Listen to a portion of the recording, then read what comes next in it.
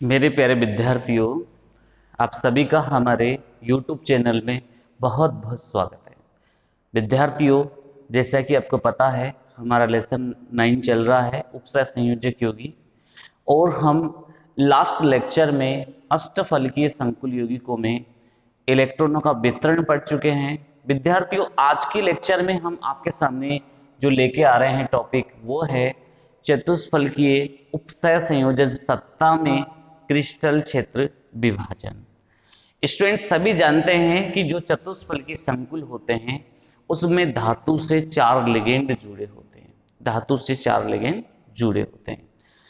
अब ये जब 4 लिगेंड जुड़े होते हैं तो इसमें ये लिगेंड धातु के ये लिगेंड धातु के DXY, DYZ, DXZ कक्षकों से ज़्यादा प्रतिकर्षित होते हैं, इसलिए इन कक्षकों की ऊर्जा अधिक हो जाती है और चतुष्फलकीय संकुल में ये कक्षक ऊर्जा के आधार पर ऊपर की ओर व्यवस्थित होते हैं, जिन्हें हम T2G कक्षक कहते हैं।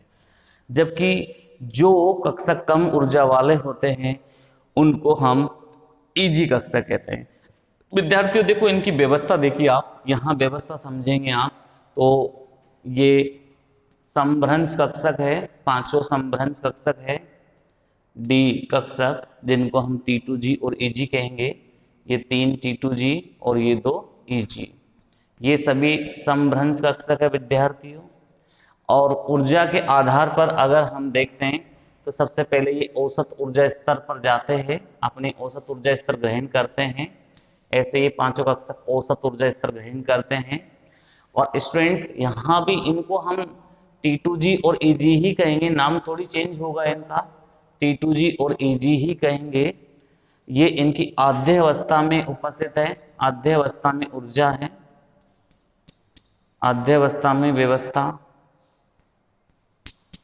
ऊर्जा बच्चों इनकी इस तरीके से बढ़ रही है, टॉप टू बॉटम ऊर्जा बढ़ रही है। ये ऊर्जा में इनकी वृद्धि है आद्य अवस्था में, और ये है औसत ऊर्जा स्तर।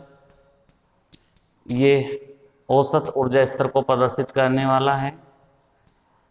अब विद्यार्थियों, जैसे धातु के संपर्क में लिगेंड आते हैं तो इनके कक्षकों का विभाजन हो जाता है, इनके कक्षकों का विभाजन हो जाता है। स्टूडेंट्स, जो निम्न ऊर्जा वाले कक्षक होते हैं, यहाँ EG कक्षक होते हैं, ये EG कक्षक होते हैं विद्यार्थियों। EG कक्षक निम्न ऊर्जा के होते हैं, जिनको हम DX² - Y² और DZ² के नाम से जानते हैं। और स्टूडेंट्स, जो उच्च ऊर्जा स्तर वाले कक्षक होते हैं, जिसको हम T2G कक्षक के नाम से जानते हैं, ये T2G कक्षक होंगे। ये लिगेंडों के एकदम सीधे में होने के कारण ज्यादा प्रतिकर्षित होते हैं। स्टूडेंट्स, इन दोनों के मध्य ऊर्जा अंतराल जो होता है उसको डेल्टा T से बताते हैं विद्यार्थियों, डेल्टा T से बताते हैं। और ये डेल्टा T भी 10 dBi कूलाम के तुल्य होता है, 10 dBi कूलाम के तुल्य होता है विद्यार्थियों। इसमें औसत ऊर्जा से T2G कक्षक के मध्य का जो ऊर्जा अंतराल है उसको आप +4 DQ से प्रदर्शित करेंगे, जबकि EG कक्षक के लिए इसको प्रदर्शित करने का तरीका -6 DQ होगा। बच्चों, प्लस और माइनस केवल अप एंड डाउन को बता रहे हैं, ऊपर और नीचे की स्थितियों को बता रहे हैं।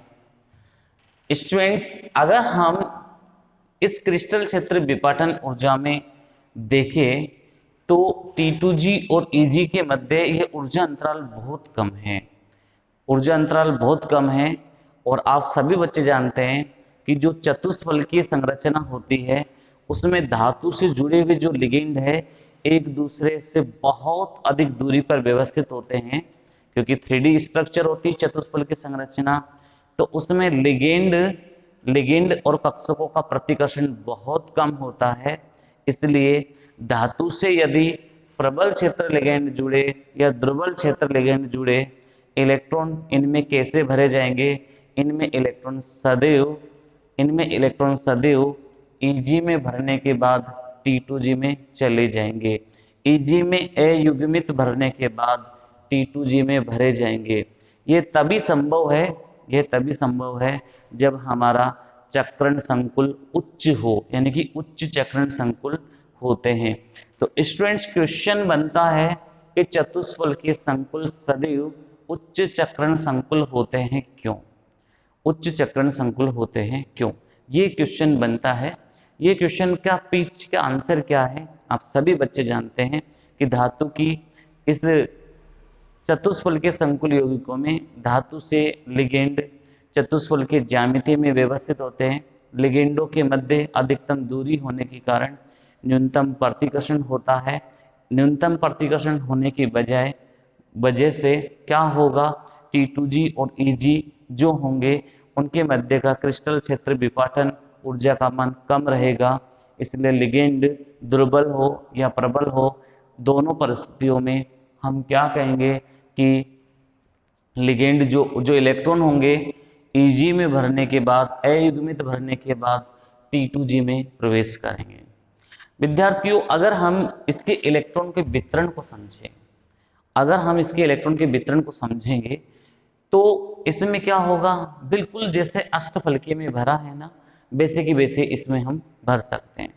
विद्यार्थियों, पहले इसके बारे में हम लिख लेते हैं, इसलिए मैं आपको इलेक्ट्रॉन का वितरण फिर समझा दूंगा एक एक करके। तो आप बच्चों लिखिए इसके बारे में, टॉपिक डाल लीजिए। सबसे पहले चतुष्फलकीय उपसय संयोजन सत्ता में क्रिस्टल क्षेत्र विपाटन। ओके गाइज, चलिए अब हम लिखेंगे चतुष्फलकीय संकुलों में धातु परमाणु से 4 लिगेंड अधिकतम दूरी व न्यूनतम प्रतिकर्षण के साथ जुड़े होते हैं। इसलिए लिगेंड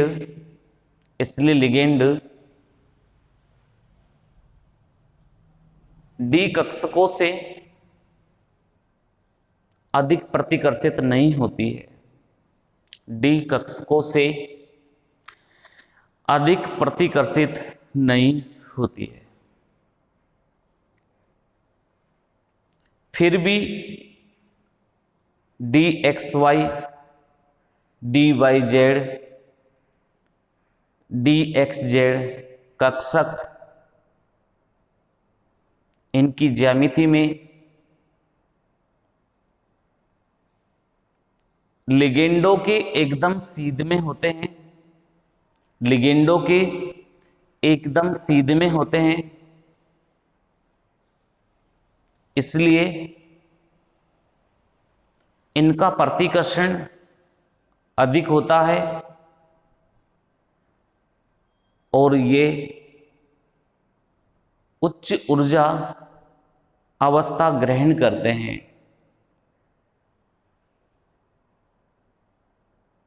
जिन्हें T2G कक्षक कहते हैं।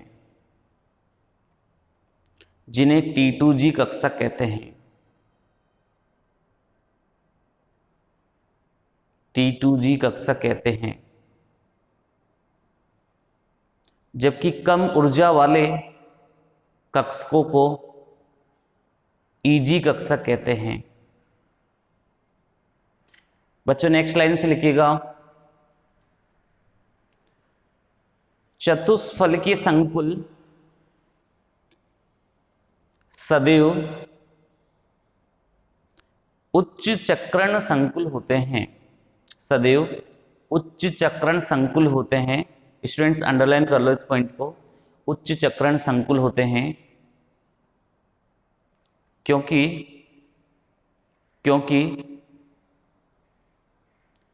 इनकी ज्यामिति में धातु से जुड़े लिगेंड अधिकतम दूरी पर उपस्थित होते हैं। अधिकतम दूरी पर उपस्थित होते हैं, इसलिए ये क्रिस्टल क्षेत्र से कम प्रतिकर्षित होते हैं, क्रिस्टल क्षेत्र से कम प्रतिकर्षित होते हैं, जिससे इनकी क्रिस्टल क्षेत्र विपाटन ऊर्जा, ब्रैकेट में लिखो डेल्टा टी, का मान बहुत कम होता है।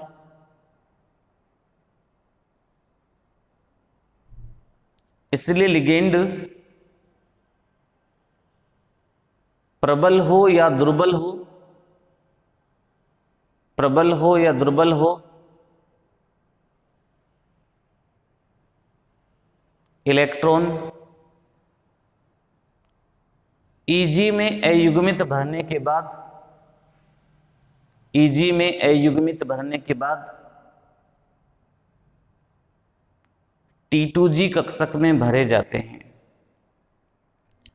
T2G कक्षक में भरे जाते हैं।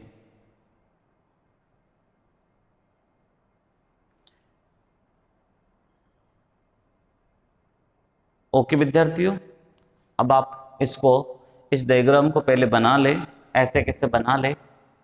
ये डायग्राम बहुत इंपॉर्टेंट होते हैं बच्चों। डायग्राम अगर समझ में आ जाते हैं हमें, तो हम हर प्रक्रिया को समझने का प्रयास कर सकते हैं। इस डायग्राम को आप बना लीजिएगा। अब मैं आपको इनमें इलेक्ट्रॉन भरने का पैटर्न बता रहा हूं, कैसे कैसे इलेक्ट्रॉन भरना है। जैसे अपन ने अष्टफलकीय में भरा था, वैसे की वैसे यहाँ इलेक्ट्रॉन भरे जाते हैं। मैं केवल आपको भरना सिखाऊंगा, लिखने की आपको जरूरत नहीं है, क्योंकि आप अष्टफलकीय में इन सब बातों को लिख चुके हैं। केवल आपको समझना है, जिससे आपको याद रहे कि इलेक्ट्रॉन भरे कैसे जाएंगे। एक एक तरीका मैं स्टूडेंट सिखा रहा हूं। देखिए, अगर किसी संकुल यौगिक का D1 विन्यास है, D1 यानी कि एक इलेक्ट्रॉन है, तो औसत ऊर्जा स्तर में भी एक इलेक्ट्रॉन ऐसे आ जाएगा। तो ये सबसे पहले किस में जाएगा? Eg कक्षक में अकेला इलेक्ट्रॉन भरेंगे। D2 विन्यास होगा तो ये D2 के लिए ऐसा आ जाएगा। D3 विन्यास होगा स्टूडेंट्स। अब देखिए D3 विन्यास में क्या होगा। अब हमने कहा कि ये उच्च चक्रण संकुल है, तो Eg में अयुग्मित इलेक्ट्रॉन भरने के बाद किस में जाएंगे? T2G में जाएंगे। स्टूडेंट्स, ये तीसरा इलेक्ट्रॉन हमने यहां भर दिया। स्टूडेंट्स, जैसे D4 विन्यास आएगा तो D4 विन्यास में इलेक्ट्रॉन फिर T2G में जाएगा। विद्यार्थियों, D5 आएगा तो देखिए ये अब भी T2G में अयुग्मित भरे जाएंगे। तो कुल 5 अयुग्मित इलेक्ट्रॉन हो गए D5 तक। लेकिन अब जैसे D6 विन्यास आएगा, ये D6 विन्यास आया, तो विद्यार्थियों D6 का छठा इलेक्ट्रॉन कहां पर युग्मित होगा? ये Eg में युग्मित होने लग जाएगा, ऐसे युग्मित होगा। फिर D7 विन्यास आएगा, तो देखिए ये D7 विन्यास में वापस Eg में ये युग्मित हो जाएगा। बच्चों, D8 विन्यास आएगा, ये देखिए D8 विन्यास हो गया। अब Eg आपका भर चुका है, T2G में आप युग्मित करिए, T2G में आप युग्मन प्रारंभ कर दीजिए। अगर D9 विन्यास होगा तो T2G के अगले कक्षक को युग्मित करिए, और D10 विन्यास होगा तो ये T2G को आप पूर्णतया युग्मित कर दीजिए। ये चतुष्फलकीय संकुलों में इलेक्ट्रॉनों का वितरण होता है। Clear students? मैं उम्मीद करूंगा कि आपको ये चीज क्लियर हुई होगी। ओके स्टूडेंट्स, अब विद्यार्थियों, इलेक्ट्रॉनों का वितरण समझने के बाद में हम कुछ स्पेसिफिक पॉइंट की आपसे चर्चा करेंगे। इस चतुष्फलकीय संकुल और अष्टफलकीय संकुल की कुछ विशिष्ट बातें हैं, उनको भी हम जानने का प्रयास करेंगे। तो देखिए वो विशिष्ट बातें कौन कौन सी है। पहली विशिष्ट बात, अब आपको ऐसे लिखना है स्पेशल पॉइंट्स। क्या लिखना है स्टूडेंट्स? Special points. देखिए पहला स्पेशल पॉइंट क्या होगा इनमें, कि जो डेल्टा टी और डेल्टा ओ है इनमें एक गणितीय संबंध होता है। तो डेल्टा टी बराबर 4/9 डेल्टा ओ होता है। मतलब 4/9 का मतलब कितना हो गया? 0.44। 4/9 का मतलब क्या हो गया? 0.44 डेल्टा ओ। इसका मतलब ये हुआ कि डेल्टा टी का मान जो होगा वो 44% है। मतलब इसमें जो चतुष्फलकीय संकुल की क्रिस्टल क्षेत्र विपाटन ऊर्जा है उसका मान कम होगा, जबकि अष्टफलकीय संकुल के लिए क्रिस्टल क्षेत्र विपाटन ऊर्जा का मान ज़्यादा हो जाएगा। तो स्टूडेंट्स ये आपको गणितीय संबंध डायरेक्ट याद रखना है कि डेल्टा टी बराबर क्या होता है? 4/9 डेल्टा ओ होता है। ये मैथमेटिकल रिलेशन है, इन दोनों में आपको याद रखना है। दूसरा बेटा, क्रिस्टल क्षेत्र विपाटन ऊर्जा का मान निकाला कैसे जाता है? क्रिस्टल क्षेत्र विपाटन ऊर्जा, बच्चों ये CFSE कहलाती है। इस CFSE का मान आप अष्टफलकीय संकुल और चतुष्फलकीय संकुल इन दोनों के लिए अलग अलग तरीके से निकाल सकते हैं। स्टूडेंट्स अष्टफलकीय संकुल का आपने डायग्राम देखा होगा, तो देखिए अष्टफलकीय संकुल का डायग्राम ऐसा था। T2G और EG में पहले T2G नीचे होता था और EG क्या होता था? ऊपर होता था। EG ऊपर होता था अष्टफलकीय में, और ये औसत ऊर्जा होता था, और औसत ऊर्जा से ऊपर जो होता था वो +6 DQ होता था और नीचे वाला -4 DQ होता था। याद हो तो आपको, +4 DQ -4 DQ। स्टूडेंट्स अष्टफलकीय के लिए, अष्टफलकीय संकुल के लिए अगर आप CFSE ज्ञात करेंगे, अष्टफलकीय संकुल के लिए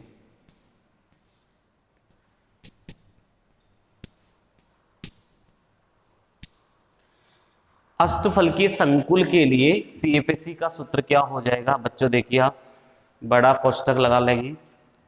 अब आप देखिए पहले T2G में कितने, T2G -4 से रिप्रेजेंट की जा रही है, तो देखो लिखने का तरीका -4 NT2G, NT2G। इसका मतलब समझिए आप, T2G में इलेक्ट्रॉनों की संख्या, कुल इलेक्ट्रॉनों की संख्या, स्मॉल n किसको बता रहा है? कुल इलेक्ट्रॉनों की संख्या, -4n। अब इसके बाद में ये +6 है, Eg के बारे में लिखेंगे तो देखो कैसे लिखेंगे, +6 NEG, NEG ब्रैकेट क्लोज, और ये दोनों किस में? DQ में, dy कूलाम है। आगे बात समझ में आपको? ये अष्टफलकीय संकुल के लिए क्या हो जाएगा बच्चों? CFSE ज्ञात करने का सूत्र हो जाएगा। स्टूडेंट्स जब इसको हम चतुष्फलकीय संकुल के लिए ज्ञात करते हैं, चतुष्फलकीय संकुल के लिए ज्ञात करते हैं, तो विद्यार्थियों चतुष्फलकीय संकुल के लिए जो CFSE आएगी, चतुष्फलकीय संकुल की जो CFSE आएगी वो देखिए आप कैसे कैसे आएगी। डायग्राम आप देखिए बच्चों, ये डायग्राम रहा, ये आपके सामने डायग्राम रहा। ऊपर तो क्या +4 DQ है T2G के साथ, और नीचे क्या है? -6 DQ है किसके साथ? EG के साथ। अब आप लिखना कैसे चाहते हैं उस पर डिपेंड होता है कि T2G को अगर आगे लिखोगे, T2G को अगर आप आगे लिखोगे तो क्या हो जाएगा? 4 प्लस वाला 4 है, 4NT2G, 4NT2G। फिर EG को नीचे लिखोगे तो -6N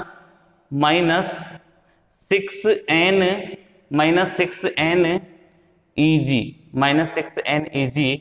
स्टूडेंट्स इसके बाद में क्यू। विद्यार्थियों, ये फॉर्मूला आपकी बुक वाले ने गलत लिख रखा है। ये फॉर्मूला आपकी बुक वाले ने गलत लिख रखा है।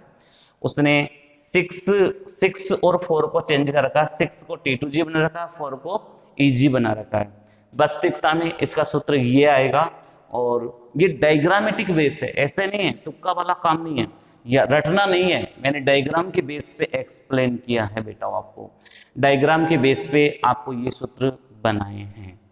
ओके बच्चों, इन दोनों स्पेशल पॉइंट्स को आप नोट कर ले, इन दोनों स्पेशल पॉइंट्स को नोट कर लीजिएगा।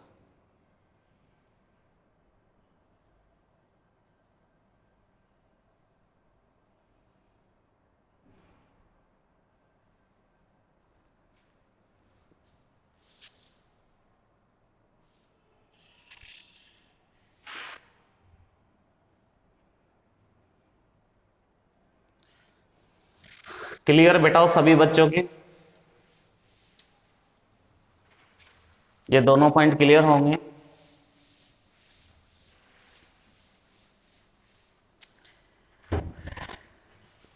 अब बच्चों हम बात करते हैं आपसे, अब हम बात करते हैं आपसे संकुल यौगिकों के रंग की। किसकी बात करते हैं? इन संकुल यौगिकों के रंग कैसे होते हैं, कैसे एक्सप्लेन किए जाते हैं। तो देखिए, अब हम इसी में ही, क्योंकि हम चुंबकीय गुणों के साथ साथ संकुल यौगिकों के रंगों की भी व्याख्या CFT से करते हैं। तो स्टूडेंट देखिए, संकुल यौगिकों के रंग।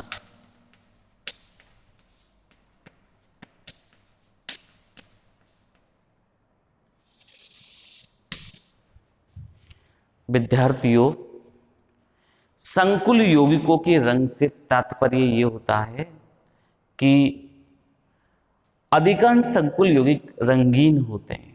क्यों होते हैं भाई, वो आप जानते हैं, क्योंकि इनके पास अयुग्मित इलेक्ट्रॉन होते हैं। संकुल यौगिक रंगीन होते हैं, कलरफुल होते हैं, उसके पीछे कारण अयुग्मित इलेक्ट्रॉन होता है। विद्यार्थियों, कोई भी संकुल यौगिक है, अगर आप उस पर दृश्य प्रकाश आपतित करते हैं, तो उस दृश्य प्रकाश में से संकुल यौगिक जिस रंग का अवशोषण करेगा, उसका पूरक रंग वह उत्सर्जित करता है। उसका पूरक रंग वह उत्सर्जित करता है, और वही रंग हमको दिखाई देता है। स्टूडेंट्स, मैं आपको कुछ यौगिकों के पूरक रंग में आपको बता रहा हूं, और उस पूरक रंग के हिसाब से आप ये याद रखिएगा कि भाई कोई भी संकुल यौगिक है, कौन सा रंग अवशोषित करेगा और उसका पूरक रंग कौन सा होगा। अवशोषित रंग और पूरक रंग। विद्यार्थियों, अगर जैसे कोई पीला रंग का अवशोषण करता है, अवशोषित प्रकाश का रंग ले लेते हैं, अवशोषित प्रकाश का रंग, तो उसका पूरक रंग कैसा होगा। तो विद्यार्थियों, जैसे कोई पीला रंग अवशोषित करेगा, पीले रंग की तरंग दैर्ध्य का अवशोषण करेगा, जैसा 58 एंगस्ट्रॉम का करता है, तो पीला रंग वाला कैसा दिखाई देगा बच्चों? बैंगनी। पीला रंग वाला कैसा दिखाई देगा बच्चों? बैंगनी, वायोलेट नजर आएगा। पीला रंग वाला बैंगनी नजर आ जाएगा। स्टूडेंट्स, ऐसे ही पीला हरा अगर अवशोषित करेगा रंग, तो बच्चों लाल नजर आ जाएगा।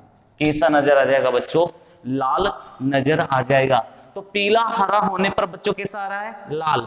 बच्चों नीला होने पर, अगर नीला अवशोषित रंग है, तो बच्चों पीला नारंगी रंग का ये अवशोषण करेगा।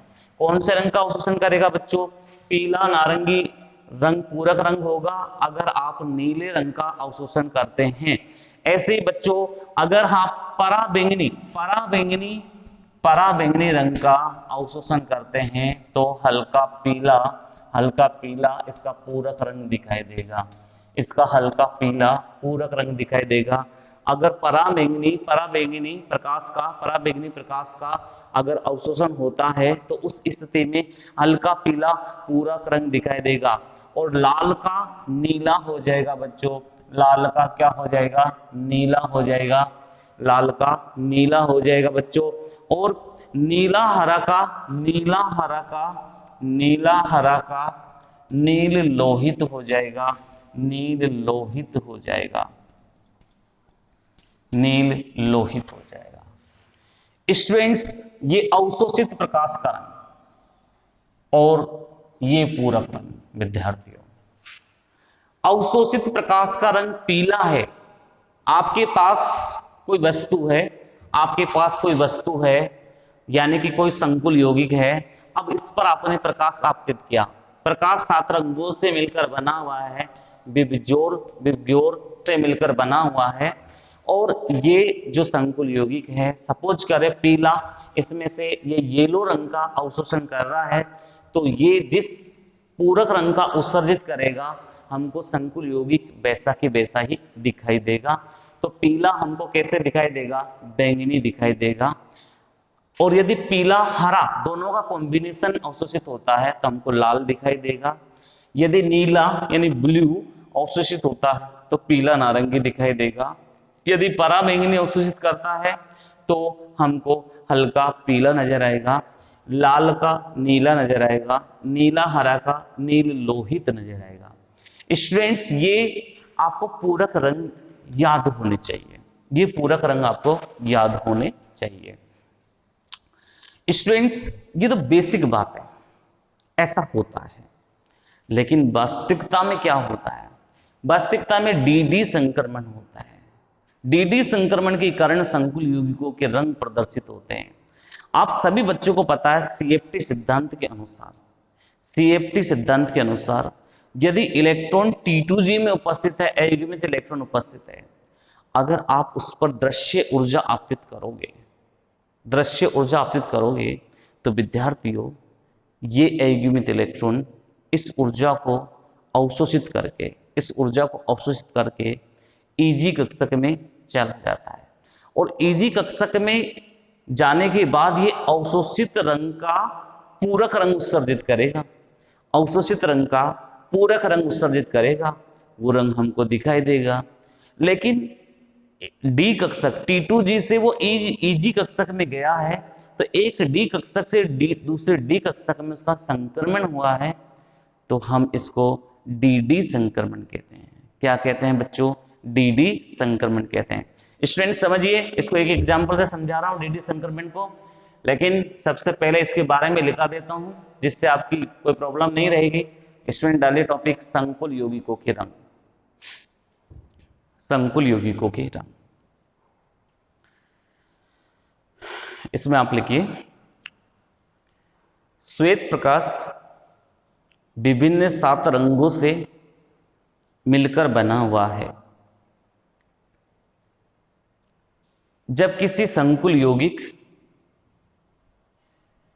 पर श्वेत प्रकाश आपतित किया जाता है, श्वेत प्रकाश आपतित किया जाता है, तो संकुल यौगिक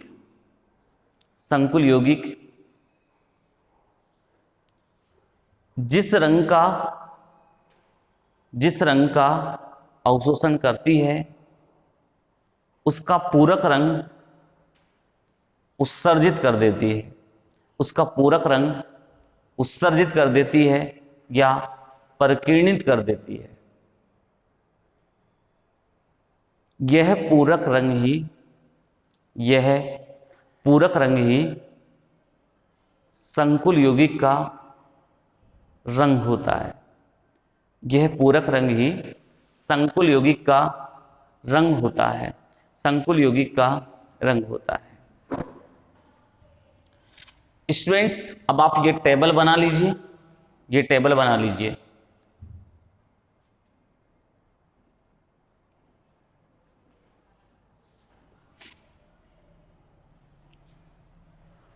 टेबल बना लिया अपने बच्चों। अब मैं इसको आपको एग्जाम्पल से समझाता हूं, इसको मैं एग्जाम्पल से समझाता हूं क्योंकि आपको पता है इसमें डीडी संक्रमण की संभावना है। स्टूडेंट्स हम एग्जाम्पल लेते हैं TiH2 का होल 6 3+। TiH2 का होल 6 3+, TiH2 होल 6 3+।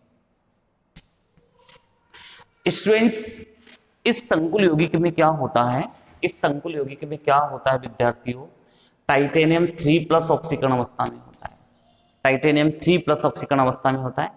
अब सभी बच्चे जानते हैं टाइटेनियम का जेड कितना होता है, 22 होता है, 22 होता है। अब टाइटेनियम का जेड 22 होता है तो ऑर्गन 3d2 4s2 होता है विन्यास। अब 3 इलेक्ट्रॉन निकाल देंगे तो केवल क्या विन्यास बचेगा, 3d1 बचेगा। स्टूडेंट्स, इसको CFT के आधार पर समझाएं, CFT के आधार पर। तो देखिए, CFT के आधार पर DD संक्रमण को समझाया जा रहा है, CFT के आधार पर DD संक्रमण। देखिए बच्चों, बहुत अच्छी घटना है, समझने का प्रयास करें। देखिए, ये आपके पास पांचों डी कक्षक है और इनका देखिए T2G और EG में इस तरीके से विभाजन हो गया, ये EG है, ये T2G। ठीक है बच्चों, ये T2G है। स्टूडेंट्स, ये आध्य अवस्था में है, आध्य अवस्था में EC है, आध्य अवस्था में EC, आध्य अवस्था में EC जानते हैं आप, इलेक्ट्रॉनिक कॉन्फ़िगरेशन। स्टूडेंट्स, इसमें 3D में क्या है, एक इलेक्ट्रॉन है, एक इलेक्ट्रॉन यहां था। किसके लिए पढ़ रहे हैं हम, TiH2 का होल 6 3+ के लिए, इसके लिए देख रहे हैं। इसमें विन्यास क्या था, D1 विन्यास था। तो D1 विन्यास में तो पहला इलेक्ट्रॉन कहां जाएगा स्टूडेंट, T2G में जाएगा। लेकिन अगर आप इस पर दृश्य ऊर्जा के विकिरण आपतित करते हैं, ये दृश्य ऊर्जा के विकिरण आपतित कर रहे हैं, तो स्टूडेंट्स ये इलेक्ट्रॉन यहां से शिफ्ट होकर कहां पहुंच जाएगा, EG में पहुंच जाएगा, ये EG में पहुंच जाएगा, ये इलेक्ट्रॉन यहाँ EG में संक्रमित हो गया। तो ये T2G आपके पास वेकेंट हो गया, ये T2G आपके पास वेकेंट हो गया और यहाँ EG में आपके पास एक इलेक्ट्रॉन आ गया। तो स्टूडेंट्स, ये उत्तेजित अवस्था में इलेक्ट्रॉनिक विन्यास हो गया, ये उत्तेजित अवस्था में क्या हो गया, इलेक्ट्रॉनिक विन्यास हो गया। उत्तेजित अवस्था में EC, ये उत्तेजित अवस्था में स्टूडेंट्स EC हो गया, देखिए आप, उत्तेजित अवस्था में EC। अब आप देखिए, ये तभी ही जा सकता है, ये इलेक्ट्रॉन तभी ही जा सकता है EG में जब इस ऊर्जा अंतराल के बराबर ये दृश्य प्रकाश से ऊर्जा ग्रहण कर ले। यानी कि दृश्य प्रकाश से जो ऊर्जा ये अवशोषित कर रहे हैं, ये ऊर्जा इस अंतराल के बराबर होनी चाहिए। और इस अंतराल को आप किससे बता रहे हो, डेल्टा O से, डेल्टा O से बता रहे हो। यानी कि डेल्टा O के बराबर ये दृश्य प्रकाश से ऊर्जा का अवशोषित कर लेंगे, तो उसके बाद में ये जो पूरक रंग निकालेंगे वो रंग ही इस संकुल यौगिक का रंग होगा, वो यौगिक रंग ही इस संकुल यौगिक का रंग होगा। तो स्टूडेंट्स, इसमें एक डी का इलेक्ट्रॉन दूसरे डी में पहुंच जाता है, इसलिए इसको हम किस नाम से जानते हैं स्टूडेंट्स, डी संक्रमण। इसलिए स्टूडेंट्स हम इसको किस नाम से जानते हैं, डी संक्रमण। ये घटना होती है बच्चों डी संक्रमण की। अब देखो, इसमें आद्यावस्था में इसका इलेक्ट्रॉनिक विन्यास देखिए तो क्या होगा, T2G1 और EG0, T2G1 और EG क्या है, 0। लेकिन जब उत्तेजित अवस्था में देखा गया तो T2G तो 0 हो गया और EG क्या हो गया, 1 हो गया। ऐसे ही हुआ है विद्यार्थियों। अब आप इसके बारे में लिख लीजिए, इसके बारे में लिख लीजिए। संकुल यौगिकों के रंग में ही हम एग्जाम्पल ले रहे हैं, लिखिए example, hexa aqua titanium third ion में टाइटेनियम +3 टाइटेनियम +3 ऑक्सीकरण अवस्था में होता है, जिसका विन्यास 3D1 होता है, जिसका विन्यास 3D1 होता है, जिसका विन्यास 3D1 होता है।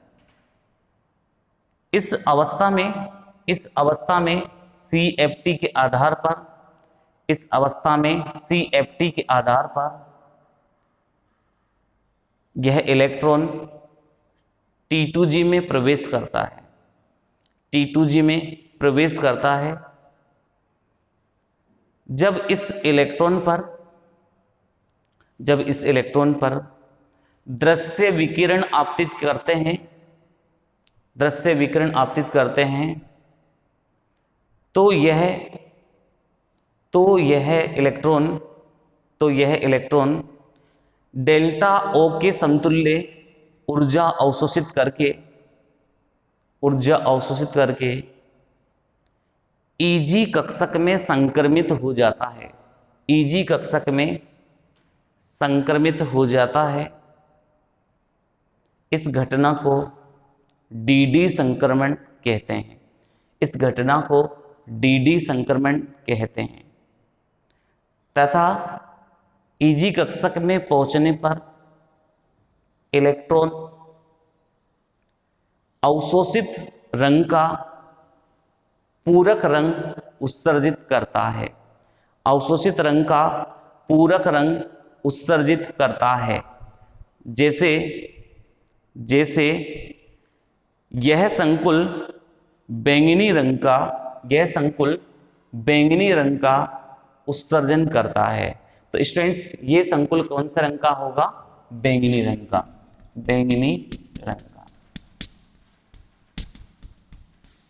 ओके गाइज, तो इसने कौन सा रंग अवशोषित किया होगा? बैंगनी कब मिला था? पीला। अगर पीले रंग का ये अवशोषण करता है तो हमको बैंगनी रंग इसका मिलेगा। इसको ऐसे कैसे ही नोट कर लीजिए बच्चों, ऐसे कैसे ही नोट कर लें। स्टूडेंट्स, आज के वीडियो लेक्चर में मैंने आपको पूरा ये कंसेप्ट समझाया कि चतुष्फलकी यौगिकों में किस तरीके से क्रिस्टल क्षेत्र विपाटन ऊर्जा होगी, इलेक्ट्रॉन कैसे भरेंगे, और साथ में मैंने संकुल यौगिकों के रंग से संबंधित भी आपसे चर्चा की है। स्टूडेंट्स, अब हम इसमें उपसय संयोजक यौगिकों का स्थायित्व और कुछ हम अनुप्रयोग पढ़ेंगे, जिसके साथ ये हमारा लेसन कंप्लीट हो जाएगा। अगर आपको हमारा वीडियो पसंद आ रहा हो तो प्लीज़ हमारे वीडियो को लाइक, शेयर एंड सब्सक्राइब जरूर करें, और कमेंट बॉक्स में जरूर कमेंट करें आपको ये वीडियो कैसा लग रहा है, समझाने का तरीका कैसा है, हम और आपके इस वीडियो में, इस एजुकेशन सिस्टम में क्या सुधार कर सकते हैं। प्लीज़ आप अपने सुझाव जरूर दें। ओके स्टूडेंट्स, तब तक के लिए बहुत बहुत धन्यवाद। सभी को Vande Mataram. Okay students, thank you everyone for watching my video. Okay students.